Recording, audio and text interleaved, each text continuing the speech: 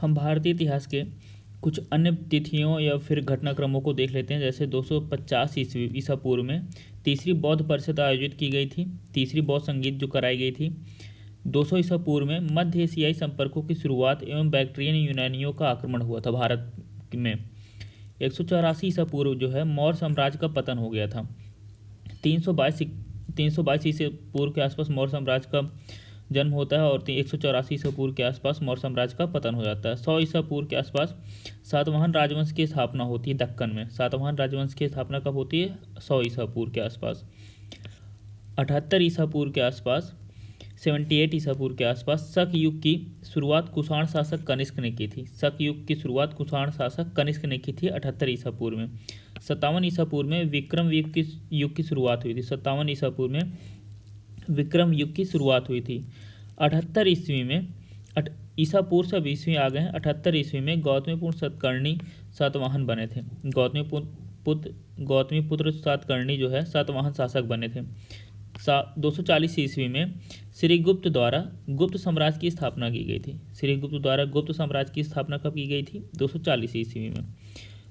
319 ईस्वी में चंद्रगुप्त प्रथम द्वारा गुप्त युग की शुरुआत की गई थी। 319 ईस्वी में चंद्रगुप्त प्रथम द्वारा गुप्त युग की शुरुआत की गई थी। श्रीगुप्त द्वारा गुप्त साम्राज्य की स्थापना 240 में की गई थी, लेकिन गुप्त युग की स्थापना जो है 319 में चंद्रगुप्त प्रथम के द्वारा की गई थी। 319 से 344 ईस्वी में के बीच में चंद्रगुप्त प्रथम का शासनकाल था। 335 से 380 ईस्वी में समुद्रगुप्त का शासनकाल था। 335 से 380 के बीच में 380 ईस्वी के बीच में समुद्रगुप्त का शासनकाल था। 380 से 412 ईस्वी के बीच में चंद्रगुप्त द्वितीय का शासनकाल था। 380 से 412 ईस्वी के बीच में चंद्रगुप्त द्वितीय का शासनकाल था। 450 ईस्वी में हूणों का आक्रमण होता है और गुप्त साम्राज्य का अंत होता है। 450 ईस्वी में भारत पर हूणों का आक्रमण होता है और गुप्त साम्राज्य का अंत हो जाता है। 606 ईस्वी से 647 ईस्वी तक जो है कि अवधि राजा हर्षवर्धन इन्होंने शासन किया था।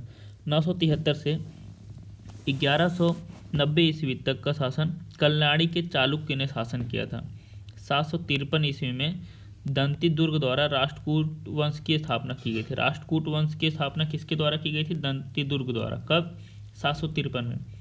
760 से 1142 ईस्वी के बीच में पूर्वी भारत में पालों का शासन रहा है। 760 ईस्वी से 1142 ईस्वी तक पूर्वी भारत में पालों का शासन रहा है।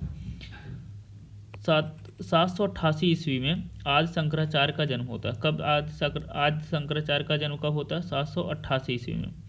985 से 1014 ईस्वी के बीच में राजा चोल का शासनकाल था। राजा चोल का शासनकाल कब से कब तक था? 985 से 1014 ईस्वी तक था। 985 से 1014 ईस्वी तक।